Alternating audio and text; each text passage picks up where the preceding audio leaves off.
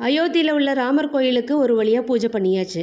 அடுத்தது மதுரா ஞானவாபி. இது ரெண்டும் அமைதியான முறையில் திரும்ப கிடைச்சிருச்சுன்னா எல்லாத்தையும் மறந்துடுவோம்னு சொல்லியிருக்காரு ராமர் கோயிலோட நிர்வாகி. கிட்டத்தட்ட 500 வருஷங்களாக இருந்த பாபர் மசூதி 1992 வருஷம் டிசம்பர் 6ஆம் நாள் கலவரக்காரர்களால் இடிக்கப்பட்டுச்சு. பாபர் மசூதி இருந்த இடத்துல ஏற்கனவே ஒரு இந்து கோயில் இருந்துச்சு. அந்த இடம்தான் ராமாயண கதாபாத்திரமான ஸ்ரீராமர் பிறந்த இடம்னு இந்து அமைப்பு போராட்டம் பண்ணி நீதிமன்றத்தில் வழக்கு தொடுத்து அந்த வழக்கிலையும் ஜெயிச்சு இன்னைக்கு ஸ்ரீராமர் கோயில் அந்த இடத்துல கட்டியிருக்காங்க.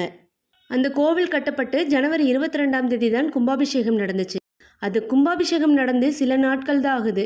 அதுக்குள்ளேயே இப்போ மதுரா ஞானவாபி இந்த 2 சம்பந்தப்பட்ட வழக்குகளும் நீதிமன்றத்தில் விசாரிக்கப்பட்டு வருது. அவங்க என்ன சொல்கிறாங்கன்னா, காசி விஸ்வநாதர் கோயிலோட ஒரு பகுதியை இடிச்சு தான் ஞானவாபி மசூதி கட்டியிருக்கிறதா சொல்கிறாங்க.